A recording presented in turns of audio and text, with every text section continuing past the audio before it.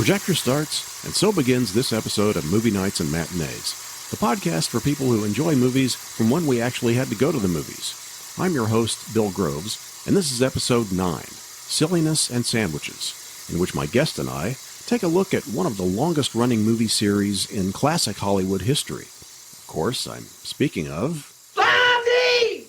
So, let's see how big a sandwich you can throw together during the theme.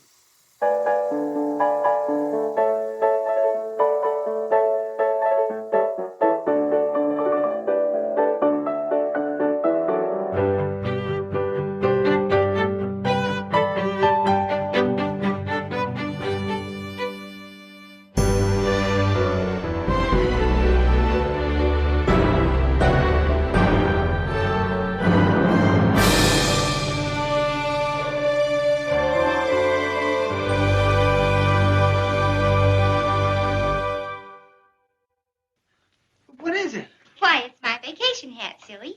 Oh, it scared me. Uh-oh. You don't like it. I do, too, like it. Well, you do not. You said it scared you. I didn't mean to say it scared me. I meant to say it surprised me. You think it's terrible. I can see it in your face. I do not think it's terrible. I think it's a swell hat. Don't you, baby dumpling? Leave me out of this. I think you're horrible. You're just like a man. Blondie, please. I'm not like a man. I'm like a hat. I like the hat on. You've spoiled everything. Blondie, sweetheart, darling. Now we'll never get started. Hi, everybody. Thanks for listening. You know, I find movie series of the golden age of Hollywood kind of fascinating. Don't ask me why. And seeing as how this is a recorded podcast, I guess you won't. Anyhow, a few episodes back, the topic was the 51-picture Three Musketeers series of westerns released by Republic during a 7-year span. Today we're going to look back at the Blondie comedies based on the popular comic strip, which, while it didn't produce as many films as the Musketeers, it spanned 12 years, from 1938 to 1950, and, unlike the Musketeers, had a principal cast that was astonishingly stable. Joining me to talk about Blondie on screen is Carol Lynn Scherling, author of the book Blondie Goes to Hollywood. So, Carol, welcome to Movie Nights and Matinees. Oh, thank you, Bill. It's wonderful to be here. You know, I've had several authors on the podcast who are what would be called film scholars. I guess you don't really fall into that category in that your interest and writings aren't across a wide spectrum of movie topics. I suppose you could be described as simply a regular person who developed a strong interest and affection for this specific set of movies, became an expert on the subject, and shared your love and knowledge of it with everyone by way of your book. So tell us about yourself and how it was that Blondie had such an impact on you that you crafted Blondie Goes to Hollywood. Well, sure, Bill. I started watching the Blondie films in the early 80s, and I became an instant fan of it. The films were shown on TV every Saturday, and I started watching it, and I became a fan, and I wanted to know more about the film series and the stars in the film. And I did some research, and I discovered there was no book on Blondie, which I was surprised. So then I decided to write a book about it, and I had no writing experience before, but I knew what I wanted to write about the Blondie series, more about the actors and actresses that played in the films. So I started off, there was no internet, so I made many trips to the library. I looked at the California phone book, and that's where I started my research, as well as I got a notebook. And as I was watching the Blondie films, I wrote down the plot and who appeared in them, and I went from there. And you mentioned the phone books, California, and that was for, what I guess, contacting museums, archives, people who had worked on the films that you could find numbers for or that sort of thing? Yes. I found museums and libraries and historical societies that I can start with. And that's how I start the research. around when was this? Because the book is brand new to me, but obviously it was written a few years ago, and you obviously put a good deal of research into it. So what time frame are we talking about here? Around 1985. I worked on this a long time. Sure. And at that time, there was no internet, no email, so everything was done through mail. Wrote to the libraries, and then I waited a while had to wait a while to get a response. That's a lot of times why it took so long. Yeah. And I was new at this. I never wrote a book before. And like I said, I had no writing background, so it was brand new to me. Yeah, I can empathize with a lot of that because I created a magazine, and at the time, this was the mid-'90s, and I had no background in journalism or desktop publishing or any of that stuff. But the advantage I had, though, the topic was television. The advantage I had was that I was in the LA area, so I was able to drive to the research libraries in the vicinity. And if I needed to make any phone calls, agents or studios or anything like that, they were local calls. You were, I know you're on the East Coast now. I assume you probably were then as well. So yeah, it was a whole different ball game for you to get any kind of turnaround on your inquiries. Now, what was it? If you can go back into your mindset at the time, what was it about the Blondie movies that captivated you, that really struck a chord? Several things, actually. I related to the Bumsteads since there was a son and daughter, and I come from a four-person household, 2 kids and parents, and I had a dog that looked just like Daisy. Really? Hell yeah. Her name was Gigi, and she looked a lot like Daisy. Do you own a little mutt with long ears? If you're referring to Daisy, she isn't a mutt. She happens to be a thoroughbred mongrel. I really related to that as well. And the many gags that were in the Blondie films as well. I was really taken with when Penny Singleton would have that very angry look, and you see the newsreel of the bomb dropping, and that was a gag they put in the second Blondie film. Never heard Blondie would get angry at Dagwood, or she really get jealous. You would see on top of her head the footage of bombs dropping. Really added a very funny bit to the films. Yeah, it was that sense of humor that really captured me, because I have you to thank for my familiarity now with the Blondie films, because I had some familiarity with them, just the fact that they existed. A number of years ago, I had compiled filmographies of different film series, and that was among them. But I hadn't watched any of the Blondie films. They were just another one of the series that I had listed in there. But when I ran across your book, I thought, okay, this would be something different to talk about, something fun. And it gave me the motivation to start watching the films. And I did. And I was surprised at how much I enjoyed them. One thing, for instance, is now there are people that would probably want to exile me for this, but I'm not that big on child performers, child actors. I have no interest in Shirley Temple, Our Gang / Little Rascals. I can watch, I can enjoy, but I'm not compelled to watch a lot of them or anything like that. And so when I started watching the very first Blondie film, and there's Baby Dumpling, I'm thinking, oh boy, another child performer here. But some of the humor in that, right in that first one, is so, for lack of a better term, twisted, including some of the stuff with Baby Dumpling that I'm on board.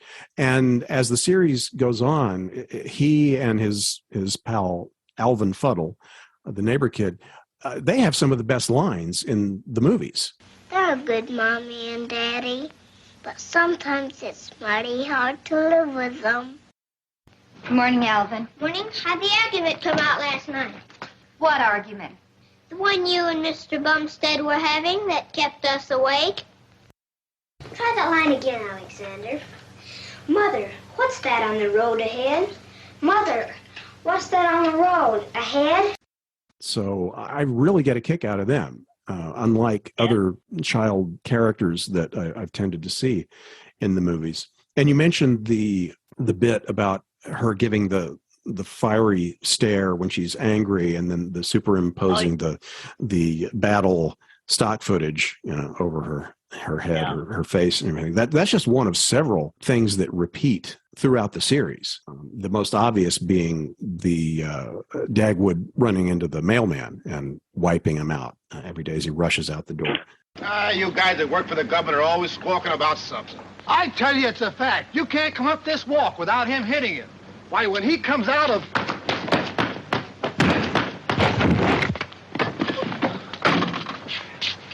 If I can stand this only 2 years more, I'll get my pension. You have a section in your book where you compare it to I Love Lucy. And I thought of the same comparison with some differences, because with I Love Lucy, Lucy was enthusiastic, sometimes naive, but she was never dumb. And Blondie is never dumb. And she's actually, I would say, more restrained than Lucy. Yeah. Ricky, on the other hand, is, kind of the straight man, basically. Whereas in the Blondie series, the husband, Dagwood, is a complete nitwit. Yeah. Dagwood, you and I have a perfect understanding. You understand I'm the boss, and I understand you're a fool. And that's why one of the repeating bits in it, which is where Blondie thinks Dagwood has been unfaithful to her, at least in the early films. And I'm sorry to say I've only got about halfway through the films so far, but at least in the ones I've seen, that's one of the repeating things, is that something happens, Dagwood does something stupid or gets into an awkward situation. This is horrible, isn't it, Dagwood? I don't know why you've done this. Surely you must have some good reason. But it doesn't matter. There's no use even talking about her. I know I haven't anything to say, except that I hope you'll let me alone, and let the baby alone, and not see us, and not speak to us. Just don't hurt us anymore. Yeah. And you'd think that after a while she'd get it. He's not smart enough to pull off an affair. He's just Dagwood getting his foot stuck in something all the time. In any case, some of those repeating bits are really kind of fun to see how they play out. Another one is he's either quitting or getting fired by Mr. Dithers. Yeah. Happens so many times. Oh, you being Mr. Bumstead's boss, I imagine you're the one I ought to talk to. About what? Well, you see, Mr. Bumstead has to learn the technique of radio singing, and I'm to teach it to him and the other two contestants. Oh, I see. So, Mr. Bumstead will be taking the afternoon off. Oh, just the afternoon? Shouldn't he take a few days off, or maybe a week? Oh, that won't be necessary. You see, the contest is tomorrow afternoon at Mrs. Meredith's home. We'll be broadcast over a local station, so you can listen in, Mr. Dithers. I'll remember that. Then it's all right if Mr. Bumstead leaves now? Oh, yes, indeed. What's more, Mr. Bumstead needn't ever come back, because Mr. Bumstead is fired. In any case, those are just some of the fun things. And speaking of your book, just to talk about it in a little more detail here. We made the comparison with I Love Lucy. And in your book, you make that comparison.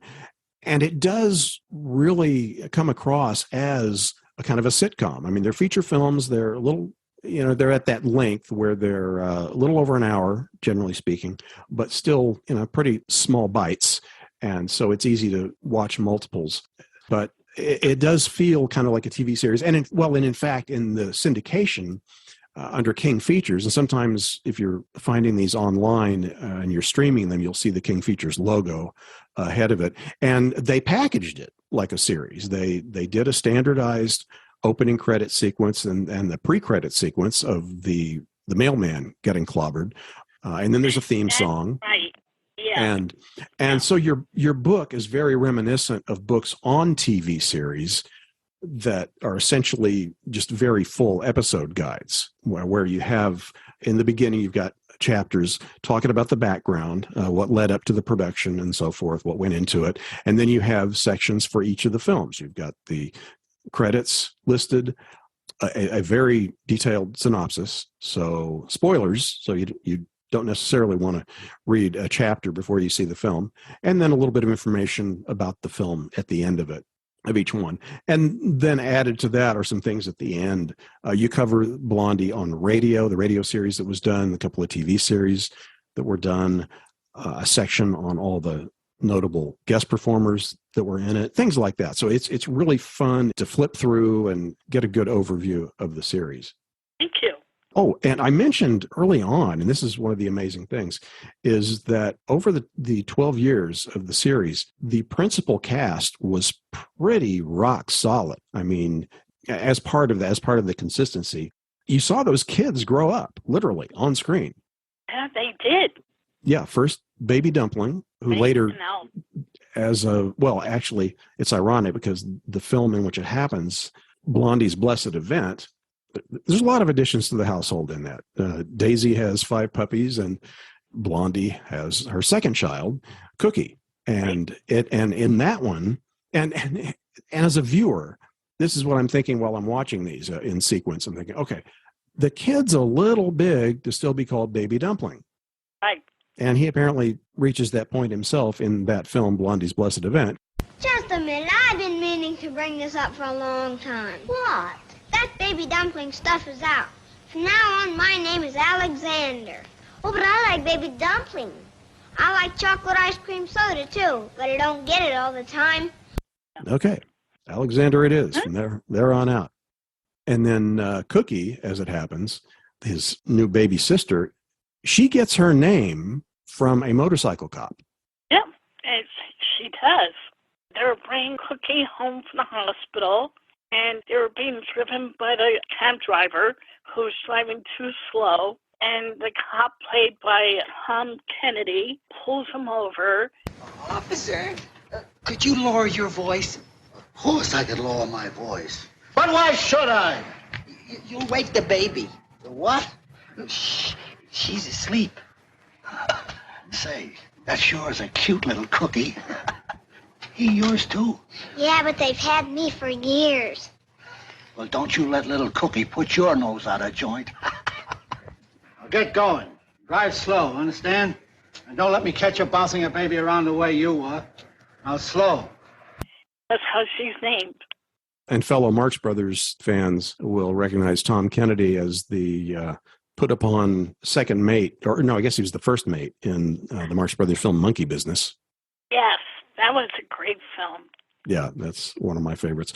And he's just one of a lot of people who had appearances, either as kind of walk-on roles or full-on guest star type roles in the series. Yeah, why don't you mention a few of the ones that stand out in your mind in that regard? Mary Wicks, who played a maid for a while in Blondie's Blessed Event, and Donald McBride. He was a very busy character actor. William Frawley. Now, here's several of the incidents between I Love Lucy and Blondie, as they had a lot of the same supporting cast. Actors like William Frawley, of course, he played Fred Mertz in I Love Lucy. He was in 3 Blondies. Irvin Bacon, he played the first mailman. He was in a couple of I Love Lucy's. I mentioned Mary Wicks. And Chick Chandler was in at least 2 Blondie films, and he was in I Love Lucy episode. Yeah, there were so many of them. A few jumped out at me. One, Bruce Bennett, previously known as Herman Bricks, and this apparently, I guess, would have been right after he changed his name to Bruce Bennett. He shows up as a chauffeur in Blondie Brings Up Baby. And you mentioned Mary Wicks. That was in Blondie's Blessed Event. And also very prominent in that one was Hans Conried as a freeloading playwright. The food here is delicious, Mr. Bumstead. Oh, that's nice. Now about this speech I'm writing. I'm writing. You just go ahead and make the sandwich. Oh, but I'm not hungry. You see, this creating seems to take my appetite away. Oh, really? You know, that's odd. I always seem to create better right after I've eaten. Yeah? Oh, then you'd better eat the sandwich. Oh, no, I couldn't think of it. Huh? But if you write better, oh, please, you eat it, Mr. Wickley. Well, if you insist. He was in I Love Lucy as well. Well, and actually another one that comes to mind, that we haven't talked about yet, Blondie Goes to College, and that features in a supporting role a young Lloyd Bridges. He's the best friend of the star college athlete, and it's kind of fun to see him in that. Of course, he was a contract player at Columbia around that time. That was a good, I think, 3 years, I believe, since he had starred in, well, another project based on a comic strip, which was the cliffhanger serial Secret Agent X9. So there was that, and when I interviewed him a number of years ago, I had not seen Blondie Goes to College, so I didn't think to ask him about that one. No, instead I asked him about the Three Stooges movie that he appeared in for 3 seconds, doing a reaction shot. And so I kind of missed the boat on that one. Yeah, just another one of those that is, sprinkled throughout the series, and it's fun to see. And also, who appeared in Blondie film is Anne Doran, and she appeared in Rebel Without a Cause. She played the mother of James Dean. Well, and what's interesting too, sometimes some of these names would just be kind of playing the role, and other times they would bring their unique personalities to the role. I think of Hugh Herbert, for instance, who was in a couple of them. He's always fun. Perhaps there's something I can do for you people. Oh, that's not necessary, Mr. Brewster, but if you insist, I'd like you to sell me Paradise Acres. You just sign right here. Yeah, of course. What did you say your name was? Your name, please. Oh, yes, of course. What did I say it was? And Shemp Howard, another one. And you mentioned Mary Wicks. She's another one of those. Is this the Bumstead home? Yes, it is. Can I help you? You can't help me, lady. I'm going to help you. Who are you? Sarah Miller, the new maid from the Home Employment Agency. Maid? Oh, I didn't hire any maid. I know you didn't. Mr. Wickley did. He told me. Is there some funny business going on here? Because if there is, and I'm left holding the bag, I'll make trouble. I gave up 2 good-paying jobs to come here. Even took less money because Mr. Wickley promised me a part in his play. It'll be too bad if I'm left holding the bag. Now I'll go up to my room. Oh, but I don't... I'll find it. It's always the smallest one in the back with 1 window. And also Charles Lane as well. Sure. Charles Lane played in several Blondies, in the early Blondies, and he was also in I Love Lucy. Yeah, he was in pretty much everything. I think during his long life, he was in about every TV show that was ever made, and just about as many movies, I think. Let's see, there was also, and he was in Blondie and Society, which also included Edgar Kennedy. That's right, yeah. And Glenn Ford had a very prominent role in Blondie Plays Cupid. And then Rita Hayworth was in a supporting role in Blondie on a Budget. And then later in Blondie for Victory, she actually gets a shout out, as Rita Hayworth in the dialogue. Yep. Let me ask you about this one, because I was watching Blondie Goes Latin, which we'll talk about in a minute, and the uniqueness of that one. And Kirby Grant isn't there. But I was looking at him and going, is that the same Kirby Grant? Because he doesn't look that much like Sky King to me in this role, but I don't know, maybe it is the same guy. It is. Yeah, he played in Sky King. Now, amazing thing with him, he appeared in 2 Blondies under a different name. Oh, really? Yeah, he played as Kirby Grant in Blondie Goes Latin. Then later on, Blondie's Lucky Day, he is credited as Robert Stanton. Really? Yeah. Yeah, he appeared in films under those 2 names. Yeah. Okay. I did not know that he had another stage name. Probably one of the most surprising ones, as I was looking through the credits, in Blondie for Victory, is among the housewives that Blondie is rallying as this part of this organization, is Minta Durfee. Yes, the first wife of Oscar Arbuckle. Exactly. Yeah. Silent movie actress and Roscoe's ex. So, yeah, that surprised me a little bit. Which of the films, which ones really stand out in your mind? Which are your favorites? Oh, wow. I love a lot of them, all of them.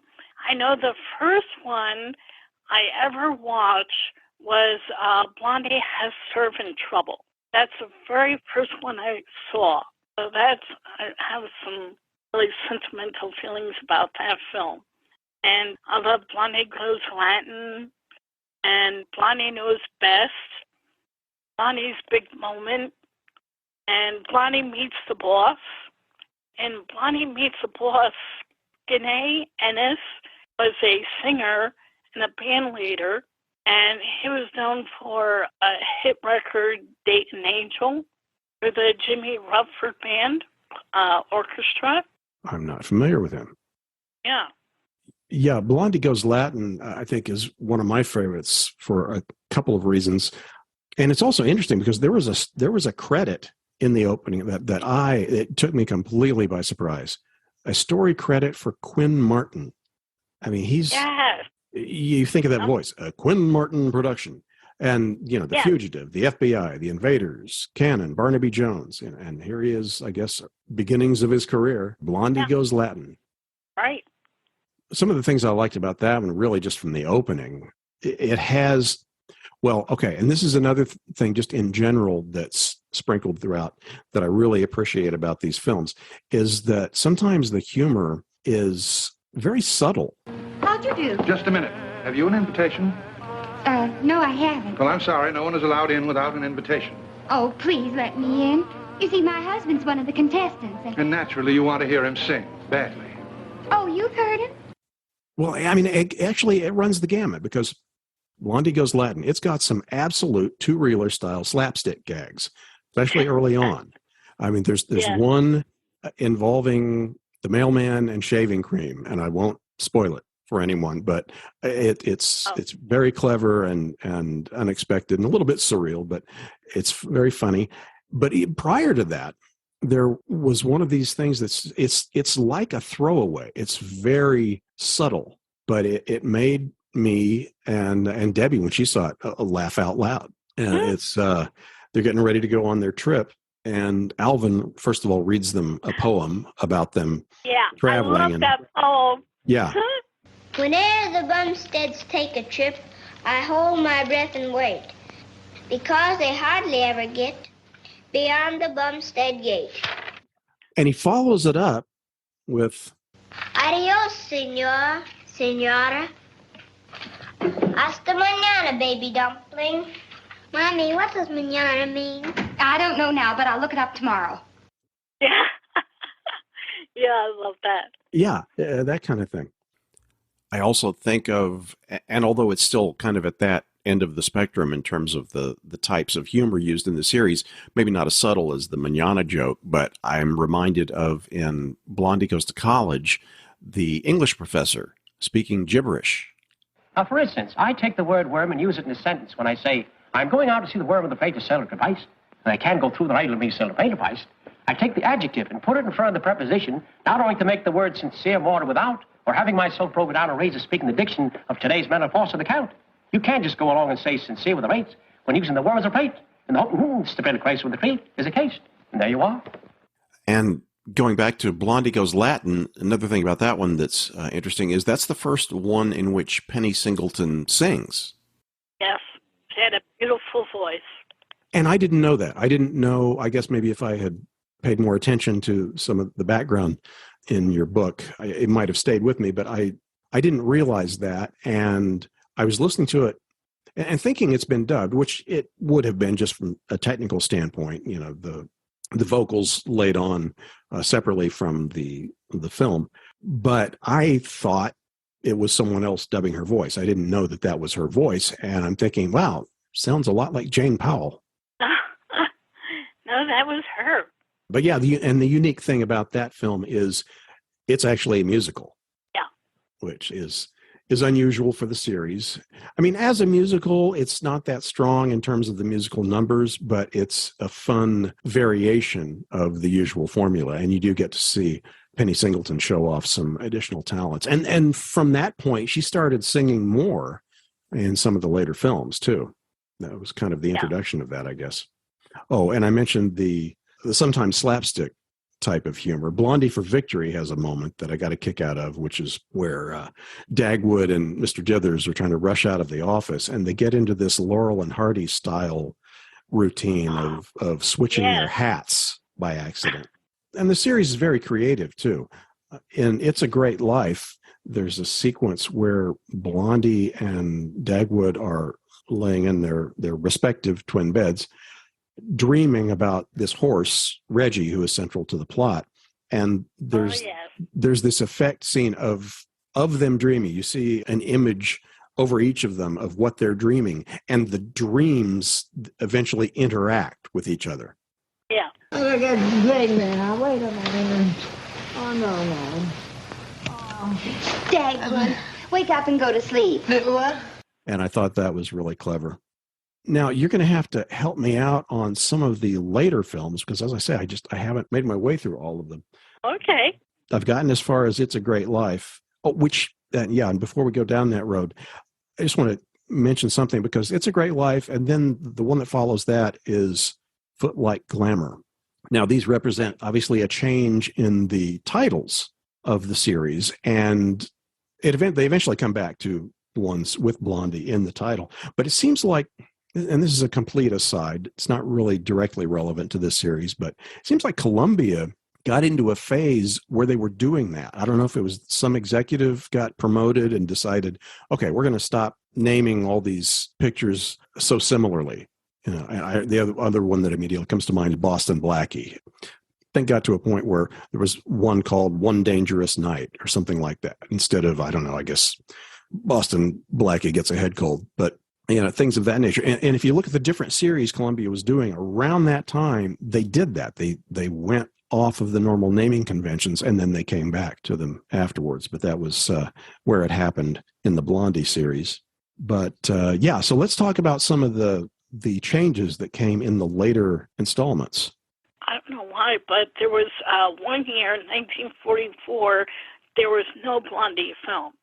So it seemed like the first bunch of films from up to 1943 had some pace to them. And then afterwards, you can see where the films have gotten older. And I guess different writers came on board. But it was still funny. From 1945 to 1950, so the last 5 years, there was changes.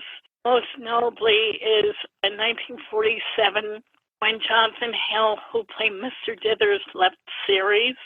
He got bored with the series, left, and they brought on Jerome Cohen, who's known for his role in Miracle on 34th Street, and he took over as a different character. And this is where it changes from the comic strip. The comic strip still had Mr. Dithers, but in the films, they didn't replace Jonathan Hale and kept Mr. Dithers. They brought on a new character altogether. It was never explained why they did that, but that was one slight change from the comic strip. And Jerome Cohen was a very excellent comedic actor. Yeah. Well, you mentioned Miracle on 34th Street, and actually the very first Blondie film featured Gene Lockhart, who played the judge very famously in that movie. Yeah. So, and it does seem as though there were more of these notable guest performers in the earlier films. Seems like there weren't as many later on. But you mentioned the 1944 being a year where there weren't any. There was actually a break in there. Well, I mean, I guess it was, if I remember from your book correctly, it was a contractual thing, right? The contract played out, ended, and then after a period of time, they decided, okay, we're going to do some more. Isn't that kind of how it went?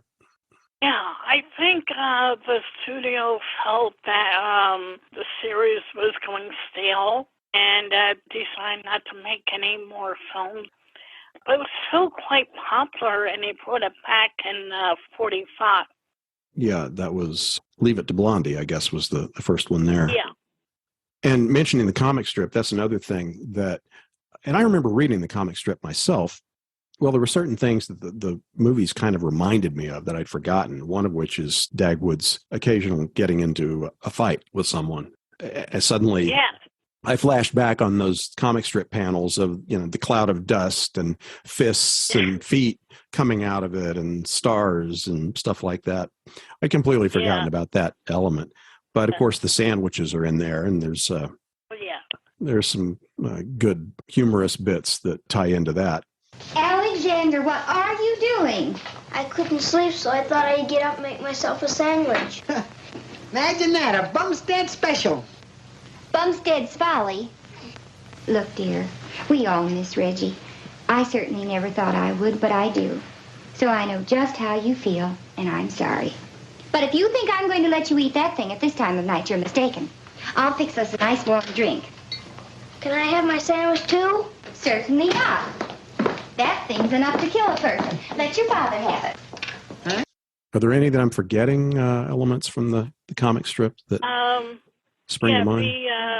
Those sandwiches, the mailman getting knocked down, and the occasional fight. It's pretty rare in the films, but there was one, Blondie brings a baby, and he punches out a guy right in the middle of the street. And actually, in the first Blondie film, he does hit his rival. Blondie's former flame flirts with her. He comes for a visit, and he really gets jealous, and he punches him out. The other guy punches him first, but then Dagwood punches him later on. Yeah, I recall that. If somebody's hearing this and, we're piquing their curiosity and they want to start checking the movies out, let's say there's a handful of them that you think kind of best represent the series. I mean, this might be dovetailing with the ones you mentioned are kind of some favorites, but maybe in terms of the evolution, if nothing else, which ones would you suggest they definitely watch? I would say Blondie Meets the Boss, Blondie Plays Cupid, Blondie Has Servant Trouble, Blondie Goes Latin, Blondie in Society, Give It to Blondie, and Blondie in the Dough. I would say those. All right. There's a couple of those I haven't gotten to in my chronological approach yet. And also, It's a Great Life as well. Yeah. Well, yeah, and you've mentioned a couple of times here, Blondie Has Servant Trouble. As I recall, that's the one that's it's sort of a, I don't know, the comparison, not the plot so much as the atmosphere, but that's the one that got a little bit of a cat and the canary type atmosphere to it. A kind of a, well, not haunted house, but maniacal killer vibe to it in the creepy house. Yeah. And with that film, Dagwood, he's the hero. You know how Dagwood's bumbling, but he does save his family from that killer. Yeah. Now, and again, there's so many names to talk about connected with this series. In your research, who were you able to talk to who had been involved with these productions originally? Well, I got to talk to Edward Burns, the director of the later Blondie films, and Will Hutchins in the later Blondie series. Right, the second TV series. Yeah, I had contact with Blondie and Anne Duran. I contacted Mary Wicks, but she couldn't remember doing Blondie at all. Interesting. And she'd done a lot of film, and she didn't remember doing it. Yeah, she's very, very prolific. I saw her on stage in a production of Damn Yankees in St. Louis a number of years ago, and Vincent Price played the Applegate role, and Michelle Lee played Lola. That was fun. But you spoke with Penny Singleton, too, right? Yes. Briefly, but I did manage to have contact with her. Was she able to offer you any major insights into the series, or have any particularly interesting memories? She had some, but at that point, she was already planning to write a book about her story, which is now Steve Randanzi is picking up where she left off. He's finishing her book. Okay. All right. So that'll be a good companion work to have in the library alongside yours. Oh, yeah. Yeah, I look forward to reading his book. Yeah. I mean, I can't imagine that there aren't a lot of really interesting behind-the-scenes stories that are hopefully preserved in her original notes if he was able to access those. Yes. So let's see. We talked about how Mr. Dither's character was written out when Jonathan Hale left. In terms of just how it wrapped up, I mean, the final film in the series was Beware of Blondie, 1950. How different was that by the time they reached the end of it from what had gone before? Well, for some reason, they brought Mr. Dithers back without explaining what happened to Radcliffe, as if Radcliffe never existed. And they brought Mr. Dithers back, but he was only shown from the back of the head. Interesting. Yeah, that was strange. And it was a different actor who they used his head. It was Edward Earl. And Edward Earl appeared in another Blondie film, not Blondie's Hero. I think it was Blondie's Hero. William Frawley was playing a crook, and while the Bumsteads were away, William Frawley's character was selling the Bumstead home out underneath them. And Okay. And Edward Earl had played the new owner. Good evening. What can I do for you? Well, you can let us in our own home. Your home? Oh, are you the man that's going to buy the house? I bought the house. Oh, for $28,000? $28,000. I paid $6,000. Six what? $6,000. $2,000 in cash. The rest in easy payments. Oh, no. Yeah, they only showed Mr. Dithers from the back of the head in the last Blondie film. I was never explained why they did that. It does seem an odd choice, although my presumption would be, since Jonathan Hale died, I guess not long after the last Blondie film that he was in, then they figured they would just maintain the illusion of the same actor to the extent that they could for that final film, which I presume they knew that was going to be the last one when they filmed it. Yeah. Well, now this is one of those instances where a particular actor is going to be identified with one role pretty much forever. Penny Singleton as Blondie. Well, and the same reason, Arthur Lake as Dagwood. What kind of work did they do after the movies? I mean, I know there was the TV series that followed shortly after. There was the 1957 TV series, and Arthur Lake played in that, but Pamela Britton played Blondie instead. And Penny Singleton went on to work in the Guild, Party Artists Guild, and she fought for unions, union work. And Arthur Lake just retired. What about the kids, particularly Larry Sims, who played Baby Dumpling / Alexander, and then... Well, after the film series ended, Larry Sims went into the Navy, and he worked in a jet propulsion lab for many years until he retired. And then Cookie, Marjorie Ann Mucci, she retired from film. She had no interest in it at all whatsoever. What about Danny Mummert, who played Alvin? Did he stay in the business, or did he? He also had enough? Actually, he did for a while. He appeared in Happy Years, 1950, and his last film was Away All Boats. And then he went into a concession stand business. He did that for a while. And then he had jobs off and on. He died in 1974. Do you happen to know if I guess it would be Sony that owns the Blondie pictures at this point? Well, I say that, I don't know, because King Features acquired them back in the 50s, then I don't know which direction the rights may have gone since then. But I'm just wondering if there's a chance of seeing an official DVD release of them, ideally with restored. I would love to see what the credits, for instance, and everything look like in their original form, as opposed to the King Features packaging with the standardized openings. Yes. Do you know if there's even any possibility of that happening?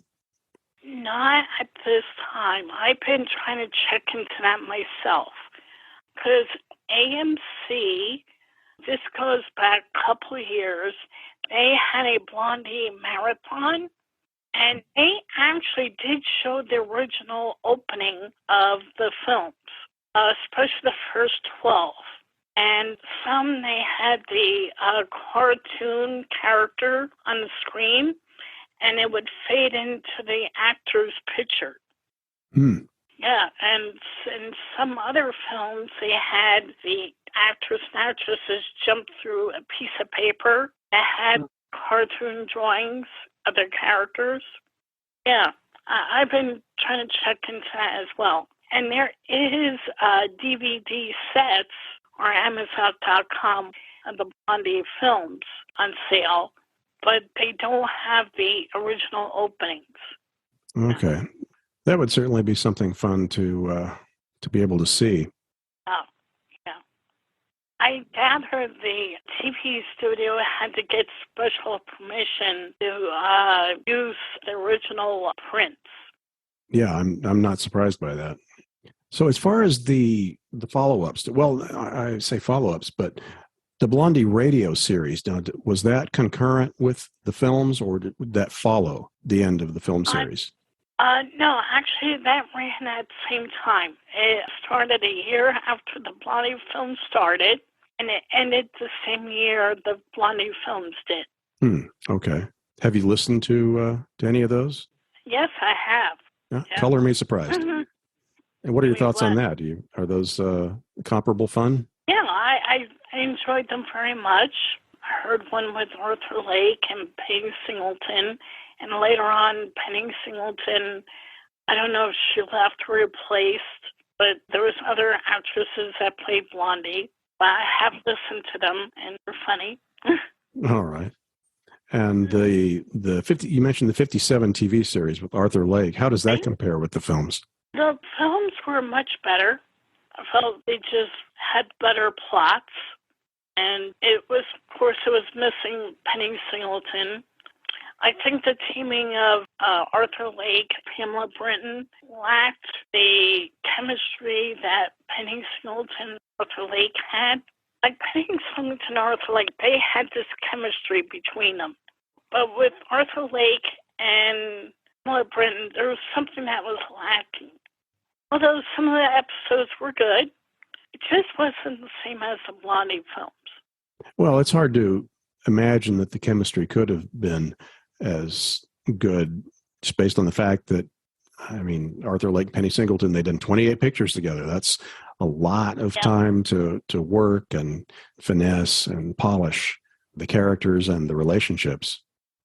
Well, this has been fun talking about these, and just for anyone who has not seen the Blondie series, I think they're going to be a delightful surprise to you. So a lot of them stream on various streaming services. I dare say most of them are available streaming on one platform or another. And as with any that you find that way, the quality is going to vary. So some of them are going to really stink, and others are going to be about as good as you would want.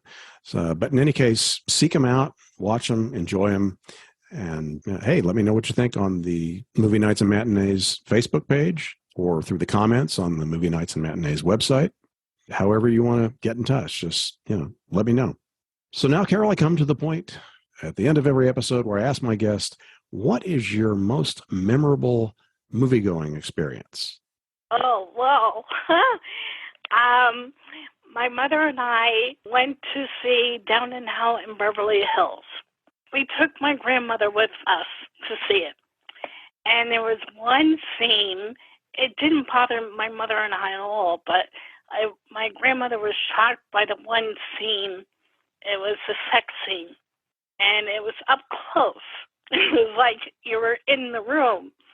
And my grandmother was quite shocked by that.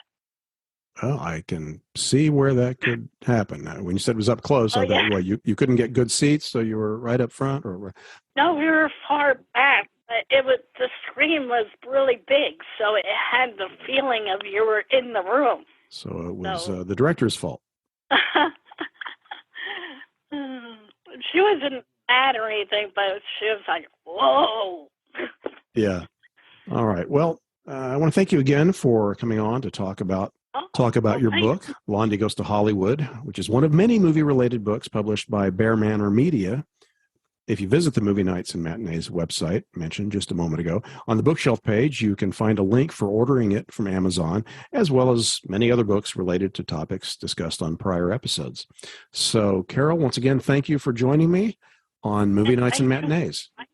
And thank you for inviting me. My pleasure. Take care. Thank you. And my thanks to all of you who listen.